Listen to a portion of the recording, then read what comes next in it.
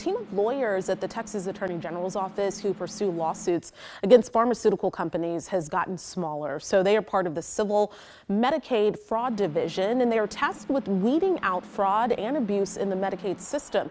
Propublica found nearly 2/3 of the lawyers on a team a year ago. They quit, and that's down from 31 attorneys last January to 19 at the start of the year. So joining us this afternoon for some insight on this is Vianna Davila from Propublica. Thank you so much for being here with us. Oh, thanks for having me. Let's talk about your report, and you pointed out those departures really ramped up after the departure of Raymond Winter, the division's longtime and beloved chief, as you put it in your article. What led to that departure, and how did it really impact the department?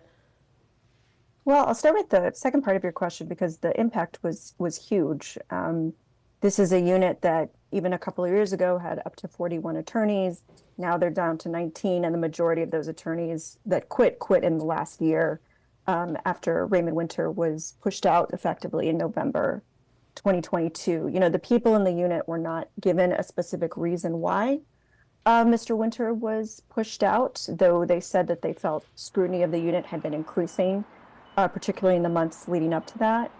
But we did obtain an email that shows that he was told that there was going to be a change in leadership and that he could either essentially take a demotion to another unit and be knocked down a position, or else he could retire.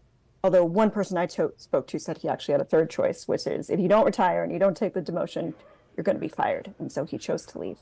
Okay, and over the years, as you know pretty well, reporters from Propublica, the Associated Press, and as well as KXAN here, we've outlined the struggles the Attorney General's office has really had and faced when it comes to their operations. So the losses at the Civil Medicaid Fraud Division are a little different because it generates money.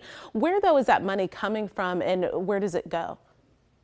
Yeah, the money that comes from these are recoveries. These are Medicaid fraud recoveries. Essentially, what this unit does is go after bad actors looking for civil penalties and saying, okay, you have said that this drug cost this much money, but we actually believe you were defrauding Medicaid, which is a program for needy individuals, low-income people.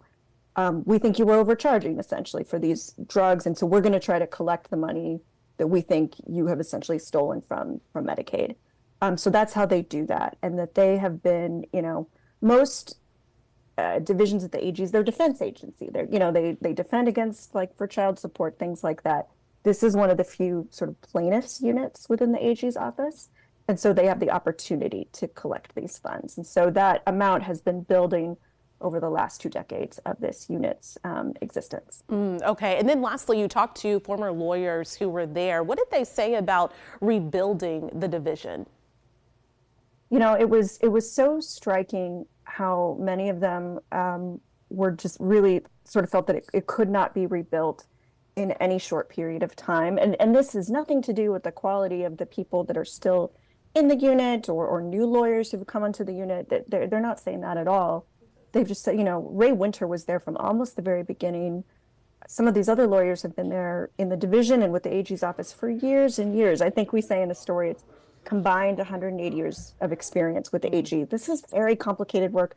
They're going against very high-profile attorneys, white-collar attorneys, and you can't just get that experience overnight. So this doesn't just mean a loss for them.